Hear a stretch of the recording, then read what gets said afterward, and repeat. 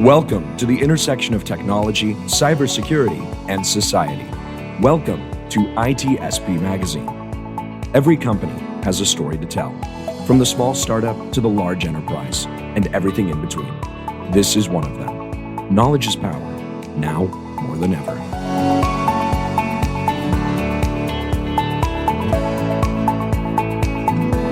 Chomp, chomp, chomp. But how is that you always surprise me in the way that you start? I mean, I should be, after thousands of podcasts we've done together, I'm always smiling and be like, how is it going to start this one? And it's kind of scary. Myself, I have no idea what I'm going to say. Say Marco. I know. I think I've developed some kind of like quick reaction time on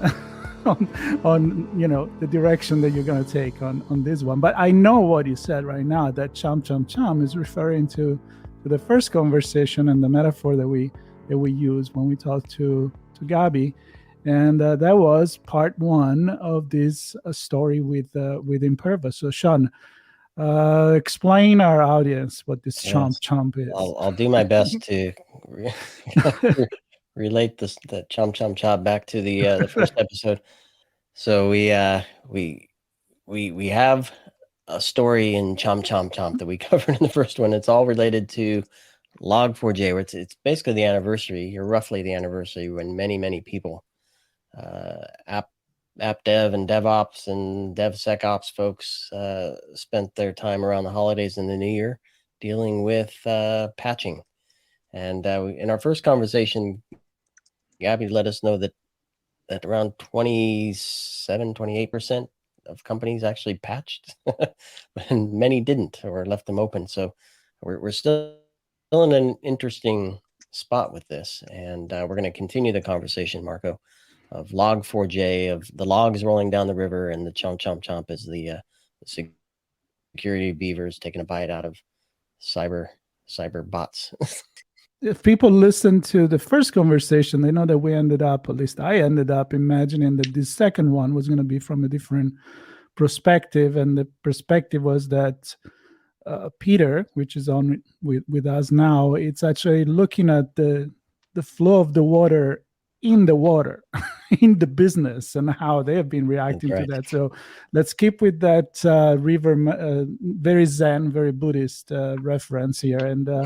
And let's see how Peter is going to take it from there. But first, I would say, let's do the honor, Sean, to introduce him. Yes, Peter. It's great to have you on the show. Sean, Marco, it's a pleasure to be here. We're great to be on this log ride with you. Not as a practitioner, thankfully, from my perspective, but more as someone who can help us understand the realities of what Log4j means and it meant to many organizations, and hopefully how we can help them overcome some challenges that probably many are still facing. So a few words about what your role is at Imperva and what you're up to. Sure. So my name is Peter Klemek. I'm a director of technology at Imperva. I've been with the company now for about 7 years. And prior to working for Imperva, I actually worked in the financial services organization, building out an application security department and really kind of living a lot of these battles that all of our customers basically faced. And so now with my current role at Imperva, I really consult with our customers all around the globe and really help them to better understand and identify how they can improve their overall application security practices to be able to deal with these types of issues. Perfect. So I am curious to take it with the same question that we asked at the beginning of the first episode of this, the first part of this story with Imperva, which is, was Log4j really as bad as it seems to be at the beginning? And was the picture really as bad as they painted it? I'm going to go with yes. And in particular, I think this is a vulnerability where when we first heard that it was Log4j that was impacted, I remember actually getting the call from my boss, who's our CTO, and he told me, and it was one of those things of, I could not imagine a worse library to have a vulnerability in. And it wasn't just the severity of the vulnerability, it's really just how ubiquitous Log4j is. Every single Java developer in the world knows what Log4j is, and they've probably used Log4j. And for every enterprise that has Java systems, which is pretty much to say every single one of them, they probably had Log4j running in their organization. Even if they were a .NET shop, they probably had software that was relying on Log4j. And so I think from an overall perspective, it definitely warranted the hype and everything else that really came from it. And just the exploitability of it was really, really massive. Gabby mentioned the term shadow API, and I've heard of many shadow things in IT, including just the general shadow IT. But that was an interesting term that I hadn't come across before. And the way you're describing Log4j is that it's something that exists in pretty much every organization. Does that also mean it's something organization? Is it something they actually say we're planning and therefore we need Java and Log4j to do it, or Log4j comes with it because that's the logging piece of the thing we're doing? Kind of describe that scenario for us. Yeah, I think you've got really two different perspectives to look at it here. The first one is really when you're dealing with software that you yourself as the organization are building.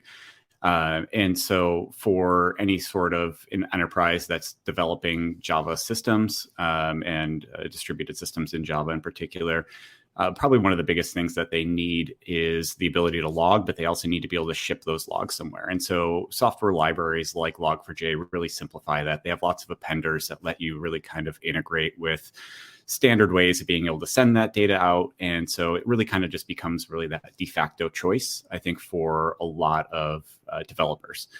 Now, the flip side of that is if it's not software that you're developing, if it's software that you're bringing into your organization, effectively commercial off-the-shelf software, then you're really at the mercy of what the vendor chose to develop their software in terms of the libraries and frameworks.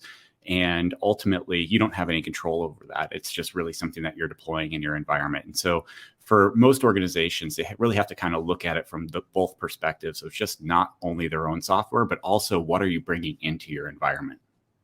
May this be the reason why there is still, according to the research that we're looking at with Gabby on the first part, the reason why there is so much unpatched business in this regard, or do you think there is another, maybe more, I don't know, systemic issue here? Yeah, I'm guessing here. I don't have any data to back this up, but I'm willing to guarantee that that's exactly what it is. And really, when I heard that stat from Gabby, I kind of laughed to myself because I think what we saw was a lot of organizations really ruthlessly prioritized their external facing systems in terms of what they patched. So if it was exposed to the internet, they really prioritized having patches deployed for those systems. But ultimately, we know that it only makes up a small portion of really all of the IT infrastructure that an organization has. And so the internal applications that they have, things that they don't directly expose to the internet, but are still indeed vulnerable, those systems probably largely were deprioritized in their patching urgency. And so ultimately, many of them probably still aren't patched today.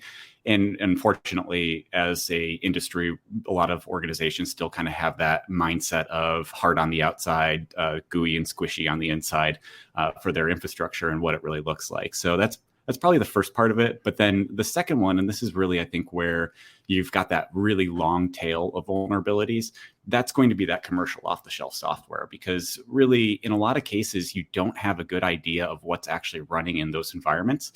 If it's an internal piece of software, you're probably using an SDLC process. You've got your various SAST and DAS scanners, and you can go and actually look at the source code and you can look at things. But if you're buying software from a vendor, you have no idea what they've put in there. And a lot of times that software just does not get patched at the same rate that internal software will. And you said industry there, so it kind of blink a light in my head. Were some industries readier than other, or some got more affected than other because of the supply chain, or because their industry require a little bit more of a strict,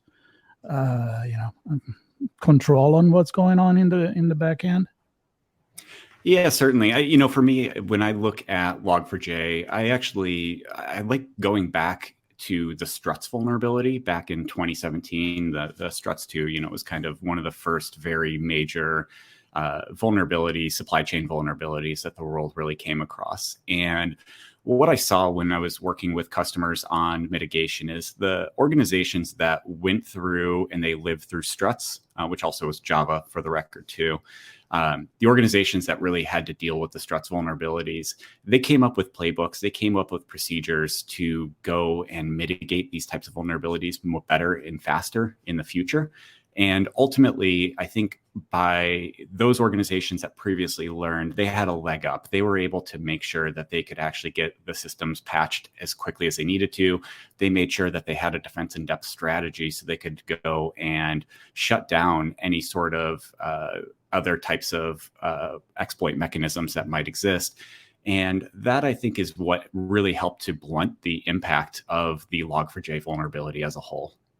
And Gabby shared, I'm not going to recap them here, but she shared a few things that research showed where there was some activity before an attempt to exploit, and then post exploitation, some activity as well. And I'm wondering how organizations can kind of use that broader picture, not just to identify an attack against an open or a vulnerable API like Log4j, but perhaps to say, okay, if we can spot these signs early, we can then pay attention and look for activity that might be malicious. Or if we have these controls and other countermeasures in place outside of patching, even if we do see a sign of an attack or an attempt to compromise, we're still okay because we don't, the app, I'll say the word app sandboxed or the network segmented or whatever. So kind of the before and after around Log4j, what can organizations kind of do for that? Yeah, I'm glad you brought this up because I think there is something that's really important that some organizations definitely learned, but it's kind of got lost a little bit in the noise of everything else. And that's, while the vulnerability was publicly released, I think it was on a Thursday night, one of the more interesting things is when we did go back and look at some of the data, we did find some evidence that attacks were exploited earlier than that. And there were attempts to exploit that earlier. And so there was generally a lead time. And I know a couple other security organizations or vendors also identified similar things. There is the degree that ultimately this was a 0-day. It was something that was exploited preemptively. And we did also get some anecdotal reports from some other organizations that had very, very high levels of security controls in place that they did see attempts to exploit this vulnerability. And so I think that's one of the things that we do need to be conscious of is, even though there was a big effort to try to get everything patched very, very quickly and early on, you still do need all of these other controls in place to be able to provide a measure of time and be able to effectively prevent instances where these attacks are going to be first identified. So the drill worked. The fire drill of the first one, the strut, was a big lesson for what was going to come after. But those that were not prepared at the time, was there some kind of mitigation that worked better than other to react in a better and more efficient way? Yeah, so I'll kind of take you through the four main ways that we saw organizations mitigate this vulnerability. The first and foremost is, and of course, we're a web application firewall, web application API protection company, but WAFs were, I think, one of the critical mitigation tools that were really deployed across every organization that we talked to, whether you were using ours or you were using someone else's. WAF is just one of those technologies that's ubiquitous now. Everyone's using it, and it does provide the most effective mechanism to at least provide an early level of mitigation against this. They're not perfect. We saw very, very quickly with Log4j that there were lots of variants to this vulnerability. Just the nature of the way that the vulnerability could really kind of be embedded in any HTTP header or payload or parameter. It made it a lot more challenging, I think, to mitigate using those technologies. But at the end of the day, it did provide at least a measure of protection, at least against a lot of the run-of-the-mill attackers, the ones that were really kind of just doing the spray and pray, looking for anything vulnerable that they could find. Now, I do want to call out here, though, that Gabby had mentioned before APIs and some of the challenges with APIs, and we talked a little bit about shadow APIs. One thing that I do think is actually quite important here is there is a big difference between a web application firewall and a web application and API protection solution. And in particular, this will be probably for the geekier people on the line here or listening. But when you have developers that are writing and building APIs using languages and protocols like gRPC, or they're using GraphQL, they're not just building standard SOAP or REST-based APIs, that does introduce a level of complexity and challenge into mitigation, especially with things like gRPC, because effectively now you're looking at binary protobufs that are going and being sent over HTTP2, and the majority of WAFs on the market are actually blind to that. And so there is a challenge, I think, that organizations do have of being able to keep pace with their development teams and protecting everything that they have in their environment and not just blindly putting technology out there. I'll pause with that, and then I can go into some of the other mitigation features that we saw. Well, I want to dig into that a little bit more. So let's speak to app dev and maybe DevOps. So I did this a little bit with Gabby as well. So kind of strip away the security folks who might not understand the security aspects of a WAF and WAF API. So for the engineers that are building these things, describe to them what you do and what WAFs with API protection does to help them have more secure apps that their companies are using. Yeah, so it's pretty, for us, basically, you can think of it as a inbound filter to all of your web requests. So when a request comes into your production application, we're basically inspecting the content, the payloads of that content or of all the requests for any sort of malicious payloads. And so the inspection itself can be as basic and as simple as just looking for common attack signatures, which is really still one of the most effective and common ways that known CVEs are identified and detected in any sort of web payloads and requests. And this is how a lot of WAF vendors will go and mitigate attacks. But it can also be more complex attacks. It's things like account takeover and some of the other types of attacks that are more targeting the business logic of the application, things that you're not actually going to be able to prevent directly in code itself. Those are the instances where a sophisticated WAF or WAP solution is going to be able to use more machine learning models to identify instances where you have more fraud being targeted towards your application. Bots are another common use case for it. So it really kind of runs the gamut of different mechanisms. But I think one thing to really kind of emphasize here is that these are operational tools. These are tools that run in production, and they're really designed to buy you time as a developer. I think this is really kind of one of the most important lessons for organizations as a whole, is that when a 0 day like this hits, the most important thing that you can do is really to buy your developers time to get the patching that they need done. These solutions aren't perfect. They're going to have, blind spots. You're going to have attackers that are going to figure out creative ways to create variants and try to get around the security solutions that are there. But ultimately, if as a security team, you can buy your developers more time, that's something they'll be thankful for. Yep.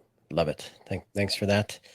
And what other mitigations have you seen that were impactful? Yeah, so the second one here, I think this one's very specific in the context of Log4j.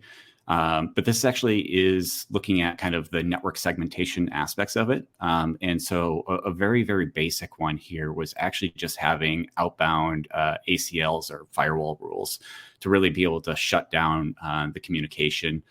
So the way that the vulnerability was actually exploited, you generally had to have kind of a two-stage attack.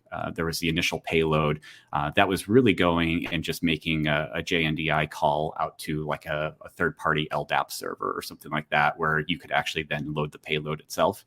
And so because this vulnerability had these two stages to it, this actually made outbound networking rules, just being able to say, this server should never communicate outbound to the internet to some destination that I don't know, actually an effective mitigation against this vulnerability as a whole. There was still, it's, again, not perfect, but at the same time, I think this is one of those kind of, no-brainer ones that every organization should have out there and they should put in place to begin with. And I do think that actually helped to blunt the impact of the vulnerability as a whole. Yeah, I remember early on, specifically that mitigation was one being discussed quite often as a way, again, to buy time, right? Yes. Exactly. Now, the other mitigation that I think is also worth talking about here, and kind of looking at some of our recommendations from NIST as in particular. So RASP is a technology that gained a lot of prevalence around the struts era. A lot of organizations, it's kind of fallen by the wayside a little bit more because I think a lot of organizations just kind of moved on to the next shiny cloud thing that they can go and deploy. But at the same time, RASP is one of the mitigations that's really extremely effective. And it's actually the only mitigation that is recognized as a compensating control for supply chain vulnerabilities in NIST 853 SP4. And there's a specific reason here. So I talked about with WAFs and WAP solutions that they're really kind of speaking and listening for HTTP requests. And they really only talk HTTP. They don't really care what the backend application is in. They don't care if it's a Java application or a .NET application or a Node.js application.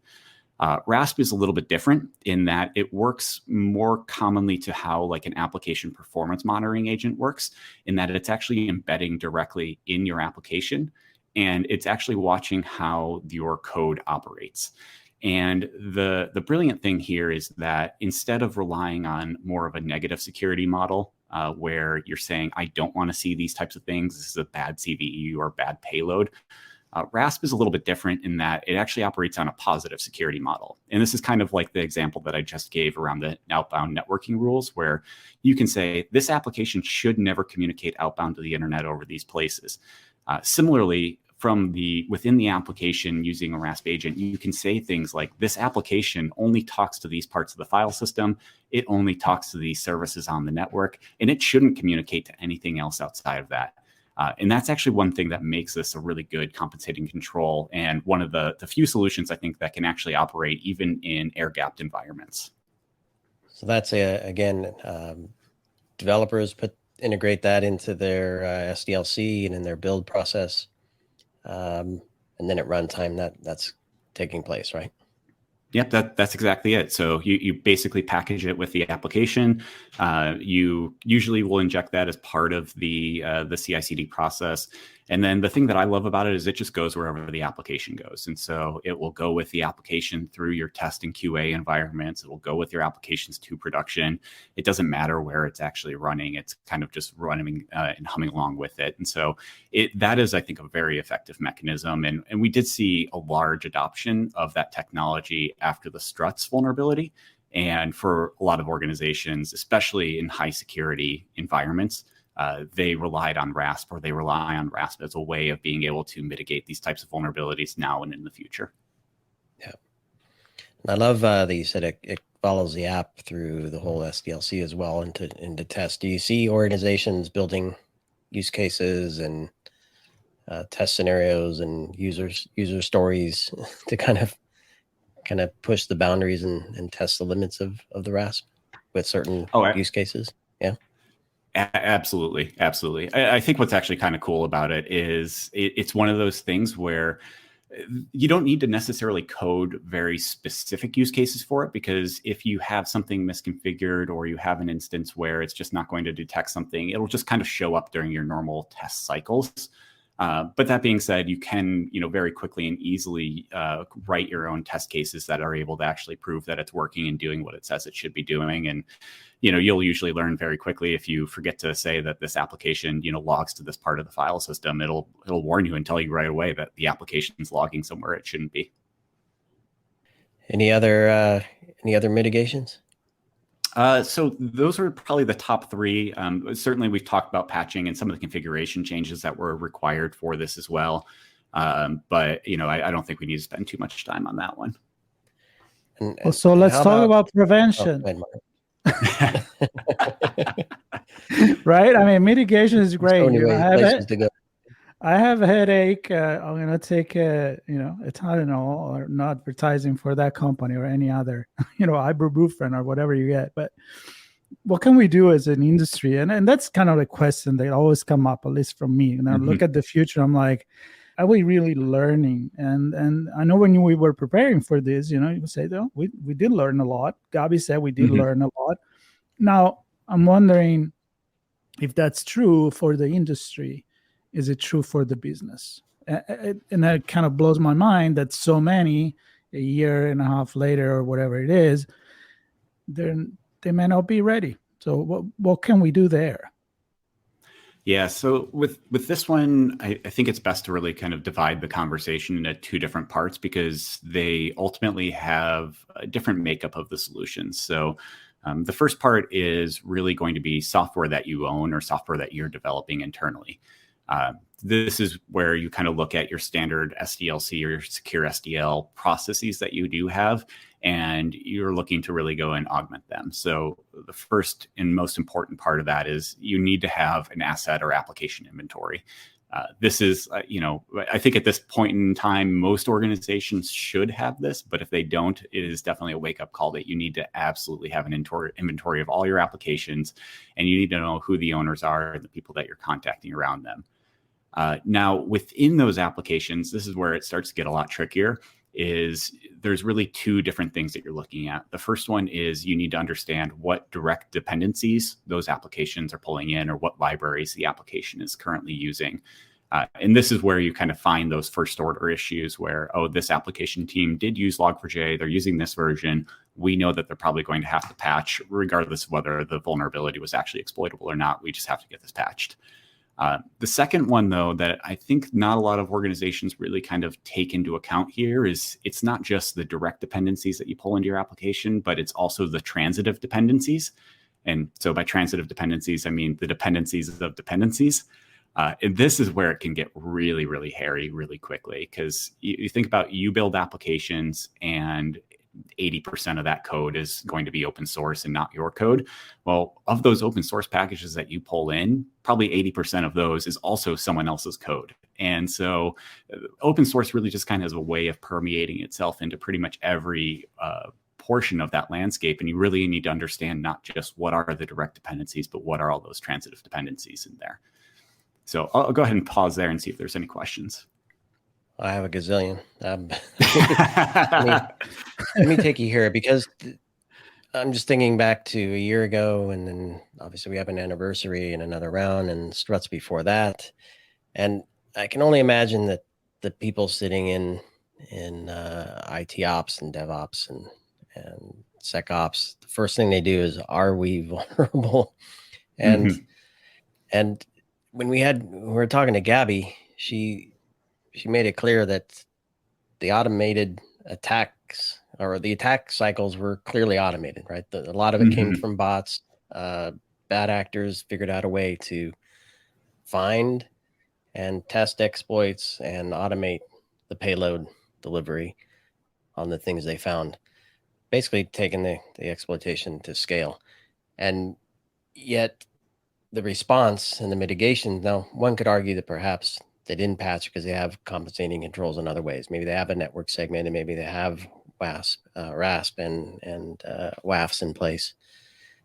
But still, how do we kind of solve that first response we have, which is, are we vulnerable to them in a way? And I presume that you and the team at Imperva have this research that Gabi does as insight to say, okay, we're seeing something. Let's alert our customers so that we can then, I don't want to say automate, but at least help them all get a head start on what's coming their way.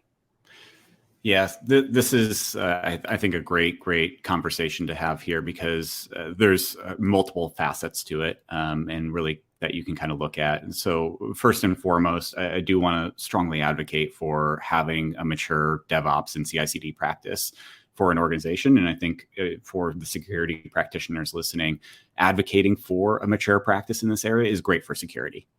The faster your teams can build, test, and deploy fixes, the better it's going to be. But that being said, it still doesn't tell you really where you need to focus your time and energy and effort. And I think the reason why for me this story kind of starts with struts always is I think struts is the one thing that really kind of tipped the industry's hand that we needed to work towards building out a more common language or framework for measuring what is actually made up of our software, what it goes into it. And this is, you'll hear it referred to as software bill of materials or SBOMs. And the concept of this is pretty simple. It's, basically you think about if you're a big energy provider and you have transformers in your environment, you get a bill of materials with that big piece of hardware. And really, there's no reason that software shouldn't be any different. You need to know what components make up it and what goes into it. And so SBOMs really kind of started in earnest back in about 2017 or 2018 following the struts vulnerability. And this is something that's been driven as a collaboration between the community and the Cybersecurity and Infrastructure Security Agency, or CISA, and the National Telecommunications and Information Administration, so the NTIA. And basically what they've done is they've established really kind of the minimum standard of what information should go into a bill of materials for software. And there's other different formats out there. It's going to be an acronym soup here, so I apologize. But things like SPDX and CycloneDX and SWID and all those different things, those are really kind of that first step to just understanding, what is this composition or makeup of software itself. I'll pause there because there's a lot more into this one. I can take it to the next level here. Well, I think you should, because my final question will be about the future, and I just try to envision a better future where all the drill we had in the past, they start getting more and more effective, and we can prevent more and more. I know I'm being very idealistic here, but I invite you to keep sharing your thoughts moving forward for sure. Yeah, so I guess the next area, so SBOMs were one thing, I think, but still at the end of the day, SBOMs are really just kind of this state and time manifest of what software really consists of. And it doesn't provide you with that level of granularity and detail. It doesn't actually answer any of those questions of, is the developer even aware of this? Are they actually investigating this? Is this vulnerability even exploitable? Just because we have a dependency that is vulnerable, that doesn't necessarily mean it's exploitable. And so to solve some of these problems, the NTIA has also developed a new standard called VEX, or Vulnerability Exploitability Exchange. And this is something where it's effectively a machine readable format. It's all JSON basically, and it's supposed to be able to provide a mechanism to standardize the communication between either the vendor or the open source developer and really the consumer of that software. And really, it's one of those things that's designed for at least talking about the state of the vulnerability, talking about the exploitability of the vulnerability, and giving teams more information instead of having to go through this process of guessing whether or not they're vulnerable, guessing whether or not they actually have to go and patch this thing as quickly as they do, so it can better prioritize all of their initiatives. And there's lots of other projects, I think, that have really come up in the last year and a half, 2 years. And they've gained a lot of momentum. So just to direct some listeners to it, if you're interested in any of these things, the other ones that I recommend going out and looking at is the OpenSSF Foundation. That's part of the Linux Foundation. It's really designed for open source software security. They have a number of projects that they sponsor, like SigStore and DBOM and all these other acronyms, basically, that do very important things around supply chain security. And so I'm really personally very happy to see the amount of work that's going into all of these different projects and efforts. And I do have hope. We're never going to get away from these types of vulnerabilities, but at least I have hope that we can reduce the response time and we can actually go and help teams make more intelligent patching decisions. And I love that. I love that because, business need to run their businesses, and Imperva's business is exactly this, to do the job for them so that they can focus on what they need to do best. Sean, you just can't know everything. You can't say, well, I'll do it. No, you got to do your thing. No, it's similar to building an app. There's an ecosystem of a collection of components. Same with security. I mean, Peter, you're mentioning a bunch of groups and standards and data resources and whatnot that come together. And thankfully, customers of Imperva have you and Gabby and others to help them pull all of that together so they can be informed, identify where and what's likely at risk of being impacted. Hopefully having the technologies in place to prevent those scenarios from occurring. And if they do, putting in countermeasures so you can buy that time, as you said, to put the patches in place where they need to be. And I think you said it very clearly, Peter, that a mature CI/CD or CDCI, I always forget which direction, a mature program and flow in place so that you can respond. If you're scrambling at the last minute at the end of the year as people are heading off on vacation, it's likely not the most fun thing to deal with. And of course, the business is going to feel the impact of that. So keep the river clean so that you don't get the log all of a sudden. And, you know, I just had to bring it back to the metaphor. I know we forgot the logs all through here. But yeah, I think the takeaways for me is, as you mentioned earlier, Peter, I mean, logs are in everything, and Java and this is pretty much in everything. And I mean, a lot of times security says, just don't do that, but you can't in this case, right? These are apps that we built to use technologies and APIs and calls and do things that we need them to do so that we can secure, funny enough. So we just need to be smart about how we put compensating controls and how we validate the use cases and verify that weaknesses can't be exploited to our detriment. So I don't know, Peter, anything else to note? Anything else coming from Imperva that folks should be aware of? I'll just go ahead. I'll leave it at that. I guess just a quick shout out in terms of where you can find us. Imperva.com. Gabby and her team, they publish amazing research. A lot of the stats and things that she shared, we've published out there. And on top of that, we do publish a lot of regular reports about the threat landscape. We cover bots, DDoS, these types of vulnerabilities. We also cover specific industries like e-commerce and some of the threats that they face. And so lots of good information that's out there. Anyone that's looking to connect with me, they can follow me on LinkedIn. I don't post terribly often, but like everyone else, I'm on there. So yeah. Did you post about Log4j?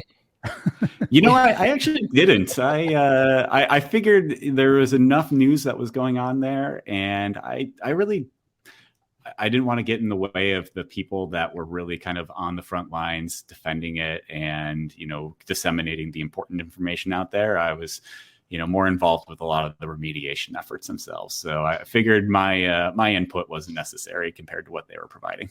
So not even a little happy birthday Log4j when it was the anniversary or something.